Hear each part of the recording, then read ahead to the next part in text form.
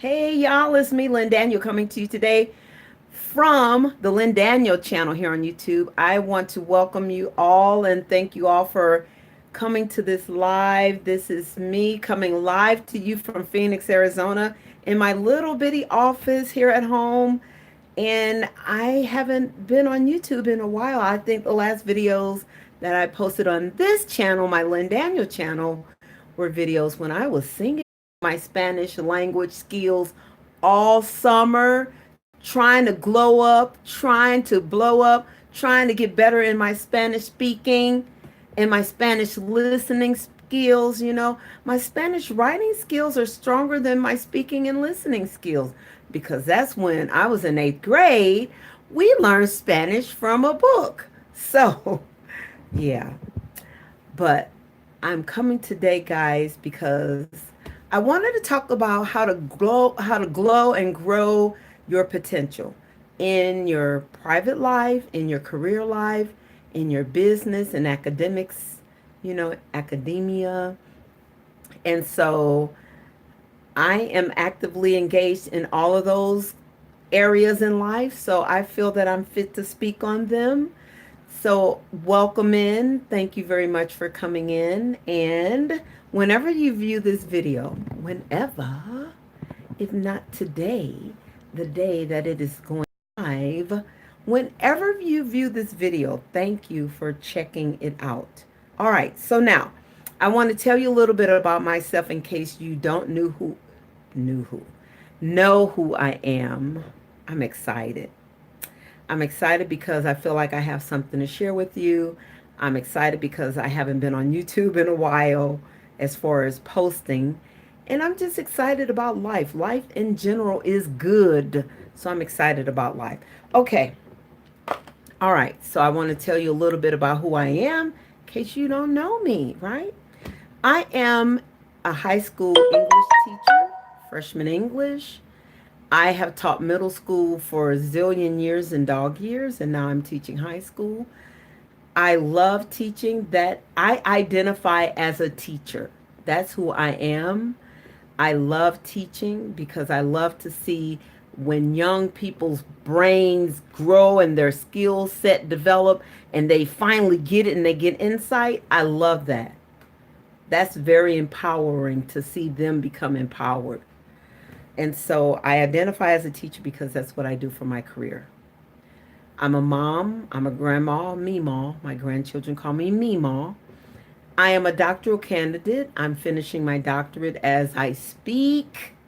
My dissertation has been in process for a couple of years now. I know that seems to be long, but it had to go through that process of development and refinement.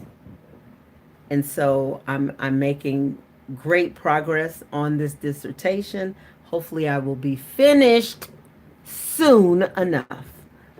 And let's see, what else can I tell you about myself? I enjoy interior decorating as a hobby. I love to read and sing. Back home, I sang with the chorus back home for 6 seasons. And I used to sing in the church choir and on the praise team at church and all of that. So I enjoy singing. Okay. All right. There's more to tell you about me, but if you want, just Google me, honey. Google me. You will find out. Yeah. Um, so now I want to talk about glowing up for your academics, guys. On Friday, we gave our students their progress reports, and I gave them their work back like portfolio style, where teachers hold the work and then give it out all at once with the grade report. And that's how I did it. We did that in middle school, and I know high school may not do it that way, but they're freshmen, their first quarter freshmen, they're still thinking like eighth graders. So, in that step, though, of helping them to identify their strengths and weaknesses and what they really need to improve on, it became very obvious to me that many students don't very well clearly see that their everyday actions and behaviors are impacting their learning. Just very basic things like sitting still and listening to instructions. like actively listening to what the teacher is saying or whatever the video is saying or whatever the presentation or the paper is saying that you're supposed to be reading. Some students are not even aware that they are supposed to attend and attentively pay attention. Now, don't ask me why students don't know that, but it's obvious that some students are not fully aware of that. And so that's what I was saying to one of my classes on Friday. Hey guys, just still your bodies, just still yourselves, be still. Just calm down and be still and listen. And once they did that, man, they blew the little, we did like a little quiz thing, a gamified learning session, and they blew it out of the water. They did great. But it's almost like we have to remind students what active learning looks like. And active learning looks like being attentive, paying attention, being still in your body, not reading, not moving your hands, not looking at your device, but being still. And I can remember personally as a little girl around 5 or 6 years old at church, at that time we were going to temple, and my dad would tell me, sit still, be still, because I was forever, I love to kick my legs. And I still fidget. I love to fidget. I love those fidgety things, those fidget spinner things. I love them because I enjoy having that tactile moment where I'm physically feeling life and energy. And students, many of my students must have the dominant trait of being a tactile learner because many of them are constantly fidgeting with something. But I can recall my dad would tell me to sit still, be still, stop swinging your legs, be still. And so personally, I found that being still settles you so that you are able to actively receive the information that you're getting through the lesson. You're not distracted by the good feeling of kicking your legs or fidgeting your hands. And you can pay attention to the messages that you're getting from the teacher, the speaker, the presenter. I have a Bible quote on this wall right here. I'm going to show it to you. What does it say? Be still and know.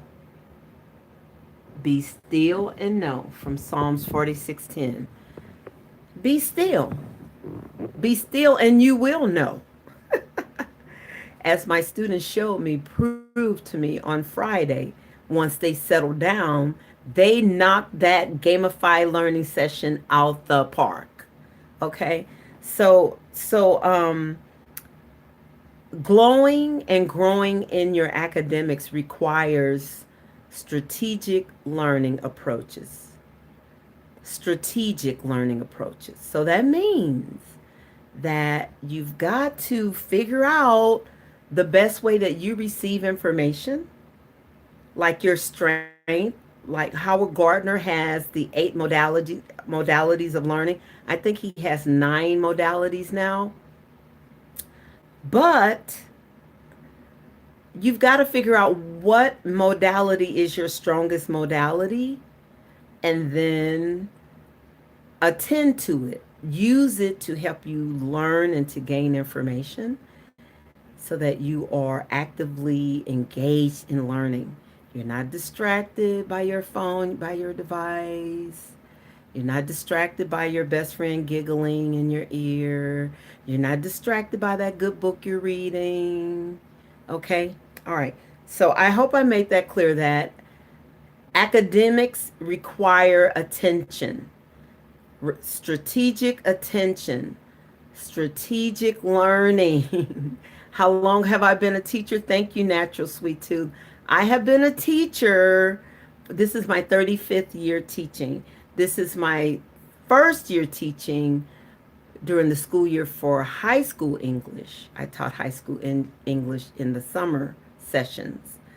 But this is my 35th year of teaching. Thank you so much. She said, wow, natural sweet tooth. I don't know if it's a guy or a girl, but that person said, wow, yes. I love teaching. I really do. Um, Teaching helps me to stay fresh. It keeps me like, thank you, natural sweet tooth said a girl. Okay, female. All right. Welcome. Thank you so much for joining. And I love teaching, really in a selfish way. I long ago realized that teaching helps me to be my best person. It really forces me to examine myself. It really forces me to look at how I learn and how I instruct. Being a teacher makes me a better person. And it shows me that what I have time for and what I really should make time for and what I really don't have time for. And so growing up for learning in your academics, guys, be strategic, plan some study time, plan some. I tell my students, I was talking to a student last week. The student came to me and said, I'm doing well in all of my classes except for math.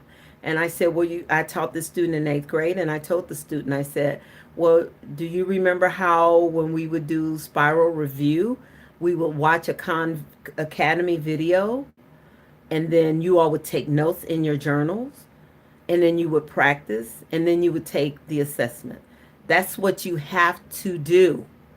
That is what you have to do. The things that you learn each year, the things that you learn in like the previous year helps to prepare you for that year plus the upcoming year. So use those same strategies to help you excel. If you're flunking something or if you're struggling, there is always a video on some platform that will help you to gain that information, but you're going to have to put forth the energy and the effort. You're going to have to schedule that time. You're going to have to attend to it, and you will get better. And I advocate Khan Academy because the young man, I don't know the full story of it, but the young man who put together Khan Academy has done a very good job of putting, especially math, um, content on there. So use Khan Academy if you're struggling with math. And then schedule your sessions. Find a quiet place. Always journal. Have a journal, whether it's a hard copy journal or an electronic journal. I prefer a hard copy because the science shows that there is memory built into that process of writing. So when you write, that the fact that you're using your tactile, you're using touch, and you're writing out the notes, it is embedded and ingrained in your memory. And the research verifies that and validates that concept, that idea. So I advocate writing your notes. So if you watch a Khan Academy on math, just write the notes as you go through the video. Slow the video down to 0.75 speed so you're able to, take the notes or review it or, rewind or whatever. And compose very solid notes, and then those notes are always there to help you. The same for like grammar rules and academic vocabulary, and the same concept applies to every subject, even like with science, learning like the periodic table and different algorithms or different content. Okay, so that's how you're going to glow up in academics. Now that applies for all grade levels, but like I'm on the doctorate level, so I'm finishing up my doctorate, and what I have found is pretty much the same thing. In the doctorate level, there is a lot of reading that is just mind baffling. Like reading, you're constantly reading because you're wanting to keep up on what the research is saying about your field of study, whatever it is you're studying and you're learning. especially whatever your dissertation is about. So you want to keep current, but you also want to have a strong grasp of the historical aspects of your topic. And then to, um, when it comes to you actually putting together and designing a study, you want to have the golden standards for your instruments. So, and that requires a lot of reading, a lot of research, a lot of awareness of what is out there, and a lot of awareness of the historical contributions to your topic. So yeah, I think the reading and the note taking and the annotation and like taking notes as you read, it goes across the spectrum of grade levels and contents.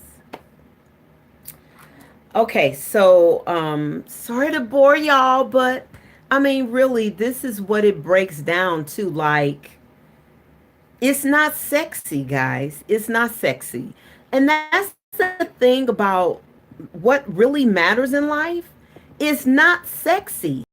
It's not glittery. It's not sex appealing. It's not tantalizing. The things that really matter in life are constant and humdrum, and they require consistency, and they require attention, and they're not feel goody. They're not all up in your emotions necessarily. They are the foundational contributions, or they are the foundational, the core beliefs and the core concepts that drive life and important decisions of life. It ain't sexy. It's not. So, yeah. All right, so let's talk about let me get my glasses on. Okay, so we talked about our potential in academics, glowing and growing your potential. Let's talk about career. Okay. All right, y'all. I've been teaching a long time in my career. That's my career, a teacher, an educator. Um, and so I've over the course of my I have really been blessed to continue my career outside first. My first experience with teaching. I was fortunate and blessed to be committed to a big chunk of years in my first round at teaching, 30 years in my first experience. Learned a lot, met a lot of beautiful, bright, brilliant people. Um, made a lot of good connections, learned about myself, my weaknesses, my strengths. Um, just an eye-opening experience all around, 30 years of that. And so I wouldn't trade it. It really helped me to become a better teacher overall, where I stand today. And so I was blessed enough to be able to move from that core contribution of teaching into my second wave of teaching. I did 4 years at an elementary here in Phoenix, and now I'm at a high school. And so how do you glow up in teaching? Well, you glow up by lifting up others. This is what I've determined through my experience. You glow up by lifting up the achievements of others, by supporting those who are really doing fundamental work or great work that is contributing to the betterment of all the people, the betterment of education altogether, the betterment of students and student learning, the improvement of student achievement as is documented and as it is assessed on all these different tests and all. So when you when you push those people forward, you involve yourself in that movement. You don't necessarily have to have a name in it, but you're moving it forward. That's how you can glow up. You can glow up that way. You can also glow up by like supporting, taking on a supporting role. So that's more, I just describe a cheerleading type of a role. But then when you take on a supporting role, you're actively in there, like doing the labor part or the hands on part, maybe tutoring students, assessing students, um, grading papers, providing feedback, all of those all of those things that teachers do that are not glamorous but that are important. So that can help you to glow up. It's going to help you to grow up for sure, but it can help you to glow up because you will begin, like, once you begin grading students' work, once you begin engaging in that process of assessment. And this is what I learned. It took me time to understand the importance of assessing students' work. So if you're not there yet, you're going to figure it out. And if you are there, you can vouch for me. You can verify it. That when you get involved in assessing students' work and providing them feedback, you will begin to see students take off. Many of them, not all of them, but many of them will begin to take your time, that time that you invested in writing a comment on their work or offering them a suggestion on how to improve. Many of your students are going to value that input and they are going to use it and they are going to improve. And so you are glowing up by becoming more meaningful and more relevant and more important in the lives of those students. When you take the little time, like, you're grading their journals and you stamp them, yes, but then you really take the time. If you can't read the whole thing, which I do generally, I read the whole thing. But the reality of it is that some teachers don't have the time to read 200 journals, the entire full page. So they'll read a section and they'll comment. Comment. And when they do comment, if a teacher leaves a comment on a student's page, that comment should be valued and taken as valuable feedback because teachers don't have time to waste. All right, so let's see. So let me put my glasses back on. I want to make sure I am addressing every so I talked about academics. Let me talk a little bit about career. I was hitting on career, but so career looks like career can be muddy. Career can be difficult. Career, the whole aspects of a career. Everything entailed in having a career can be difficult. Like,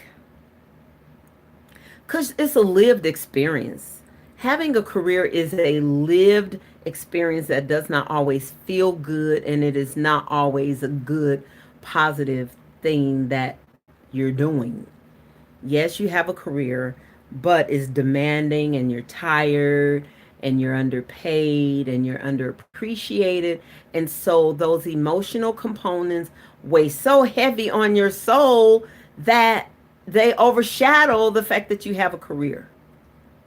So I guess the way to glow up in a career is to compartmentalize everything or to at least put everything in its category, in its lane. And so you put like how well you're doing, you put that in this lane. Your self-appreciation, the fact that you appreciate yourself in the role of your career, you put that in this lane. You put feedback from your supervisors, you put that in this lane. Interactions with your students or whatever interaction with your colleagues, you put that in this lane. You put everything in its lane, in its proper perspective, and then that helps you to gauge whether you are having success or not. You know?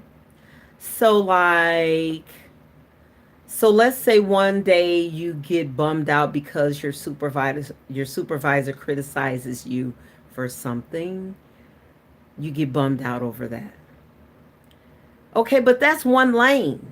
If you've already distinguished like 5 lanes, so the lane that you feel good about your contribution to your career, the lane that you are having positive interactions with your peers or your colleagues, you are whatever the lanes are, and one lane gets kind of, shaken up. Don't let that define don't let that define how well you're doing in your career. Careers are difficult. If they were easy, everybody would have one. They're difficult. But they're personally fulfilling, and you're leaving a legacy when you have a career, no matter what it is, you are leaving a legacy for your posterity, the young people coming up behind you in your family. You are leaving a legacy. Like I can remember hearing my mom mention about my grandpa Harvard, who worked on the railroad. He retired from the railroad. Okay, so from my understanding, he retired from the railroad. So that was my great grandmother's husband, who I never met because he had already been deceased by the time I was born. I think he was deceased a few years before I was born. But he worked many years on the railroad. And that's his legacy, that he was a working man who cared for his family, who provided for his family, and who contributed to the historical component of the American railroad. When you read about you read about the black men who served on the railroads back in historical past, and their legacy and what they had to tolerate, you know? So whatever your job is, your career, whatever you are doing, you are leaving a legacy for your grandchildren, for your children. They see you getting up and going to work, or they hear about your dedication to providing for the family, then you know what? That's enough to make you feel proud right there. You're glowing up right there. And the entrepreneurs who put in so many hours to develop and grow their businesses before they even earn a paycheck. Man, that's dedication. That is dedication. And then once they start earning, they take off, boom, boom, boom, boom, boom, exponentially, and they excel. So that's how I see glowing up in business in your career. That's how I picture it. And then so we talked about academics. We're talking about career right now. If you have a question about career, just leave me a comment and let me see what is it, what questions do you have about career? Because I know each generation has its own marker of its mindset and the things that it values. I'm a baby boomer. So from my generation of baby boomers, because the baby boomer generation covered 20, 30 years. I mean, it was a lot of us. Like, yeah, 20 or 30 years of baby boomers, right? So we all had our own sense of identity based on the decade in which we were born, or maybe even the 5 year period in which we were born. And so my experience as a baby boomer, I started working a job young. I had a job as a teenager, summer jobs. I worked in federal programs for disadvantaged youth and urban youth type of thing. I worked in those programs, and I'm very grateful for those programs because they really did provide me an opportunity to practice the skills I was learning in school. I took business classes in school and I took typing in school, and I really got to practice those skills and on the job. It felt good because I was a good typist. I'm still a good typist. We didn't even have computers back then, y'all. Okay, I'm dating myself. Well, I told you I'm a baby boomer, so that's dating me. But we had manual computers, and then we got electric computers. And oh my goodness, we got electric computers with self correcting. You could hit that back mark button and it would correct your mistake. Yes. And I learned how to change the cartridges in them and all of that. And I learned that in 8th grade with Mrs. Holmes at Enright Middle School in St. Louis, Missouri. Thank you, Mrs. Holmes.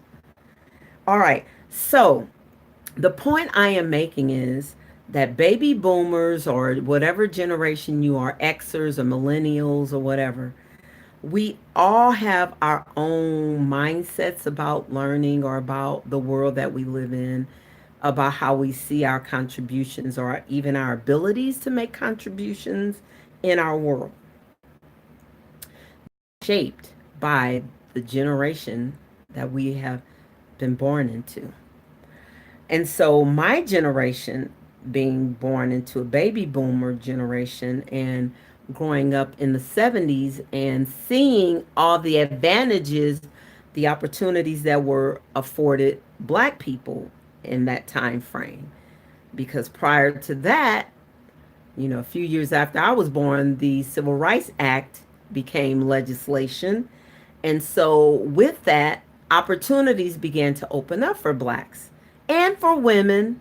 Okay, for women were gaining rights as well, you know. And so I am very grateful and privileged for all of the opportunities that I received growing up to get me ready for life. Growing up to get me ready for life. In high school, as a high school student working those summer jobs with the what was it called back then? I forget the name. It was the Human Development, HDC, Human Development Corporation, I think, back in St. Louis. It was a federally funded program to prepare, to hire urban youth in the summer, in summer programs. And then the programs were extended to the fall, the autumn months, and then the winter months. Some of them became year long, and I was blessed to be a part of that. And so I was able to grow up practicing what I learned at school in 8th grade, typing, and then in 9th grade, business shorthand and, business thing. Well, no, that was 10th grade.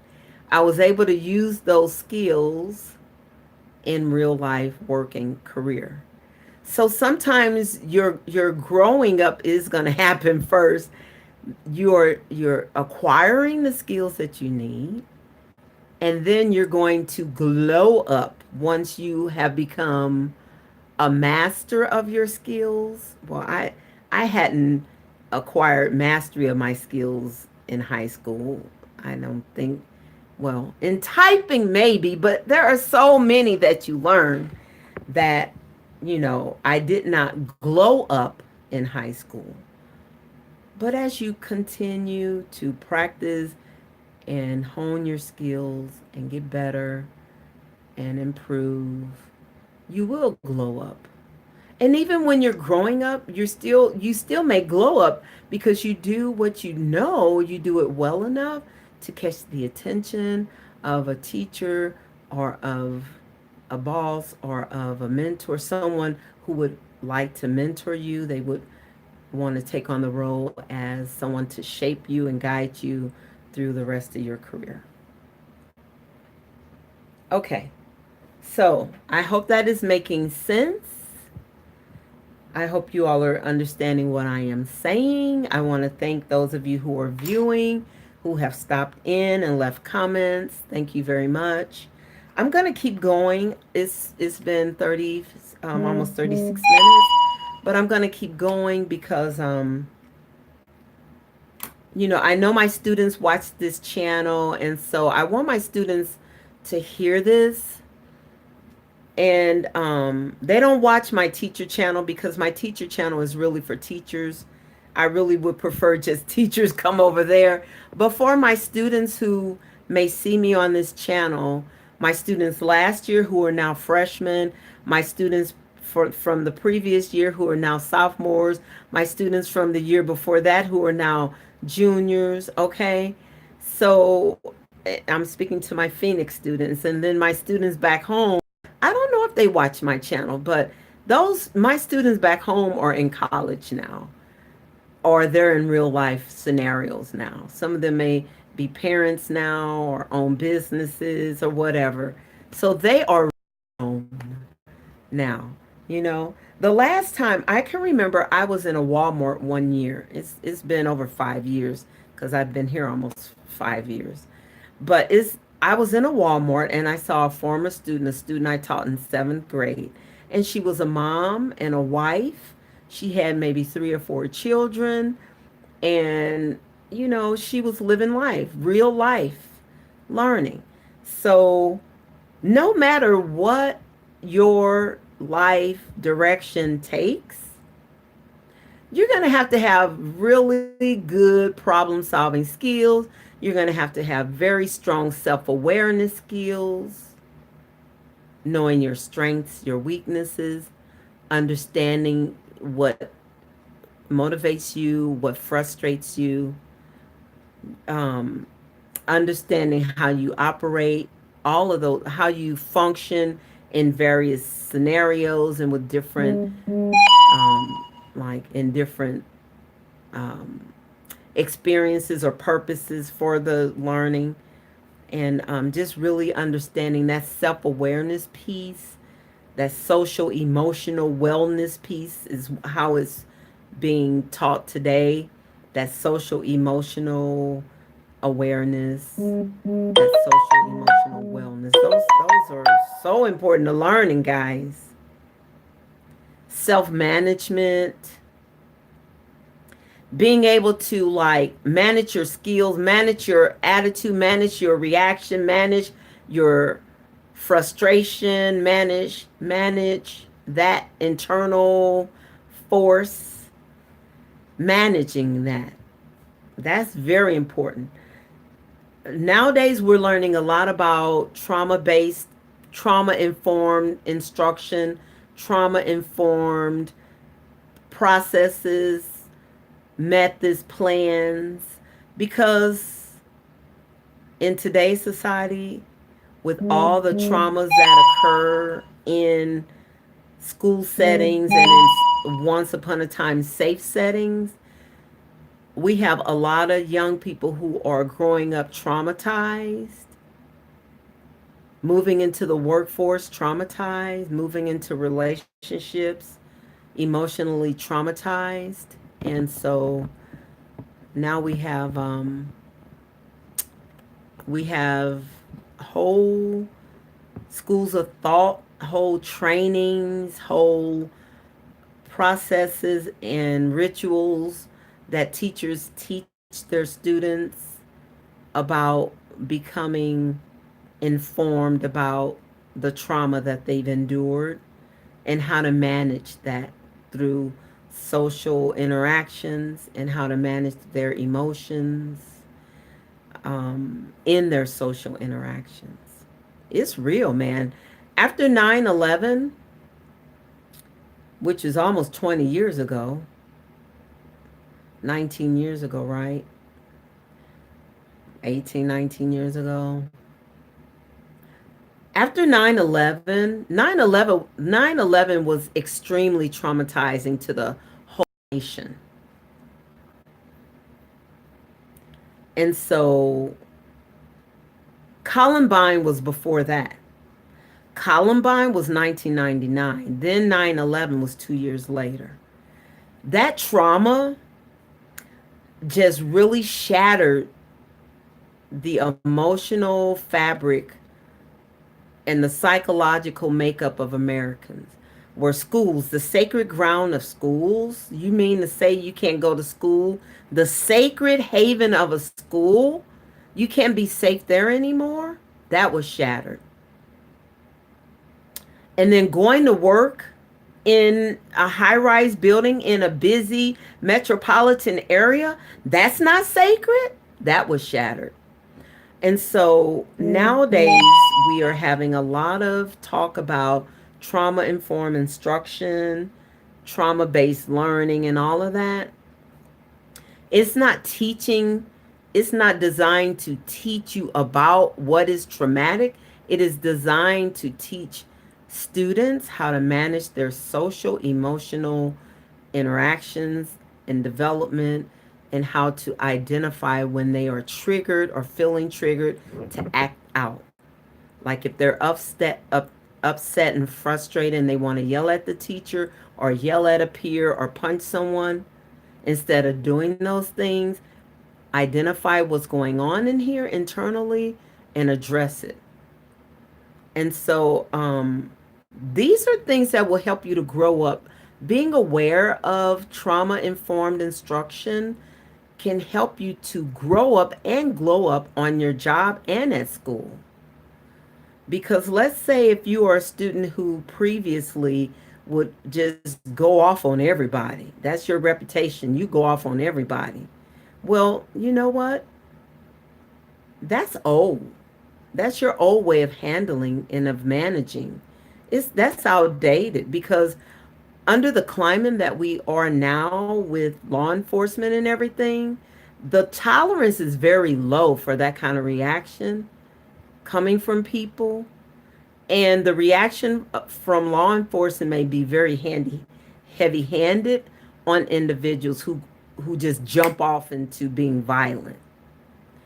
So being aware of that, and I mean, that's even me saying that, man, makes me feel like, yeah, but even law enforcement can work on glowing up and growing up when it comes to their reaction. Because some of the crap that's gone on is just making me like so sad, right? So it's a two-sided coin on that statement I just made. But the reality I'm speaking of in your careers, glowing up and growing up and in school.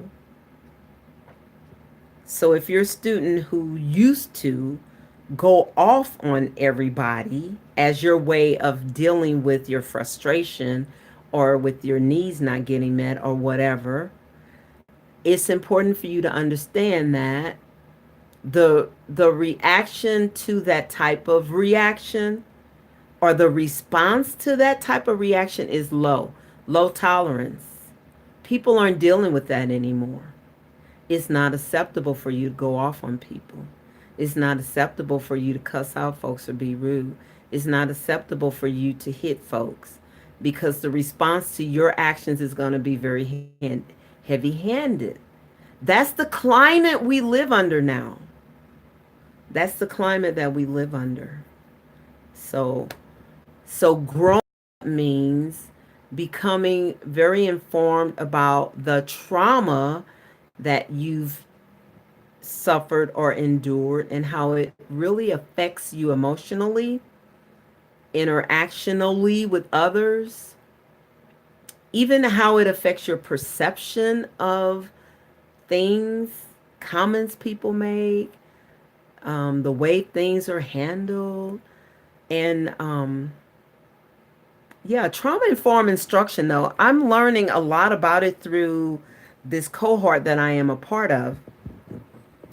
And this cohort is awesome. It is very well organized and put together, and the experience of it is dramatically improving and increasing my awareness of these types of issues and the realities of them.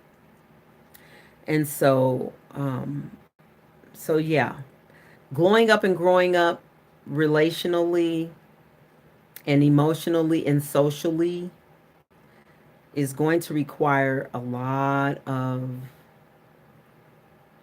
awareness on reactions and interactions with other people. Because really, people can see through the veil of, there are no more veils of innocence or ignorance anymore. Like, you can't hide behind, well, I didn't know, or, well, they made me feel that way, or there's no more room for like veils of retreat. And by that I mean, if your action is harmful to others, the tolerance for that is going to be so low, that you can't cloak it in, I did not know, or they made me feel this way, so this happened. The awareness piece is so important. And the ownership of actions, ownership is very important as well. Owning up to like, owning up, just owning up, right? Owning up. All right, so let's see. Let me take a look. So I've talked about academia, I've talked about career, let me see, life. Well, you know what? You know what? I was before I started this live, I was inspired to start this live because I was watching a live from Nina Ellis Hervey, Dr. Nina. She's a Berkeley City girl from St. Louis. Berkeley is a municipality in St. Louis County. It is a suburb of St. Louis City. I was watching her. I caught bits and pieces of it in between what I was doing. And so I was inspired just to go ahead and make this because I know my children at school view this channel, and so many of them may get a chance to see this. But she was talking pretty much about the same thing about, you know, glowing up, or glowing up means really looking good. It means not just looking good, but owning all of the goodness that you have accomplished. Owning all of the goodness that you've accomplished. Owning it like it's yours. You worked hard for it no matter what other people say about it. You've worked hard for it. You own it. Walk in it. And so she inspired me just to kind of make this video because I know my students watch channels, some of their parents do too. And so, if they get an opportunity to see this, then it will hopefully direct them to take that next step into owning their glow up and their grow up. And especially if you are a freshman in high school, like I teach, you've got to grow up. You're not in eighth grade anymore. So the things that you did in eighth grade are not going to serve you well, especially if they were childish and silly. Even some of your good study habits from eighth grade may not serve you well in ninth grade. You may have to increase them, like increase the quality of the study time, making sure that it is an uninterrupted not distracted time. It is dedicated for studying, which means your device may have to be turned off for 50 minutes or an hour or 2 hours or whatever. Your TV is off, and it is dedicated to studying. Okay? Okay. So I said a lot there, and I kind of lost my train of thought, but really it boils down to this. In life, at no matter what stage of life you are,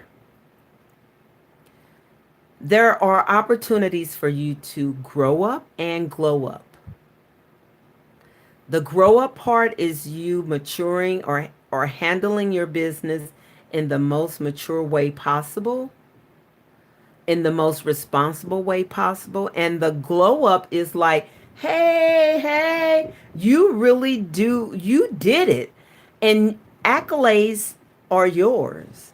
You know, you did whatever you did well. And accolades are either coming your way or you're going to take the time to pat yourself on the back and celebrate. The glow up is perfectly fine. You just don't live there. Like you don't necessarily rest there. Right? It's a temporary, that glow up can be a temporary point in your growing up process. So you celebrate for a little bit. Hey, you know, you take pictures, you wear your cap and gown, or you show your plaque or whatever, you're glowing up, right? But then you hang that plaque on the wall, you frame those pictures and display them on your shelves, and then you go back to growing up. You go back to improving what needs to be improved on, excelling where you excel, helping where you're needed, mentoring where you're needed, that type of thing. I hope this video makes sense to you. I really believe it will. I believe this video is going to touch the people who need to hear it. And I welcome you to share this video with your friends, with your family, with your peers at school. And if you have any questions, you're welcome to leave comments or questions in the comments of this video, or you're welcome to send me an email. Let me see which email. You can send me an email to, let me see which one. Hold on. Because I have my personal emails that I would rather you not reach out to me at personal emails. Then I have my publishing email where I write with my writing partners, and I'd rather you not reach me there because that's dedicated to publishing. But you are welcome. You can reach me at onecooldivateacher@gmail.com. The number 1cooldivateacher@gmail.com. You can reach me there. If you have a question that you need to answer, if you have a video request, if you have questions like I was considering making videos for my students so they could watch the videos to enhance their learning, but I have friends who are doing that. And so my friends said I could use their videos, and I really don't have time to reinvent the wheel. So since my friends have made the videos, I'm just going to offer those videos for my students to use to enhance their learning of new concepts and skills.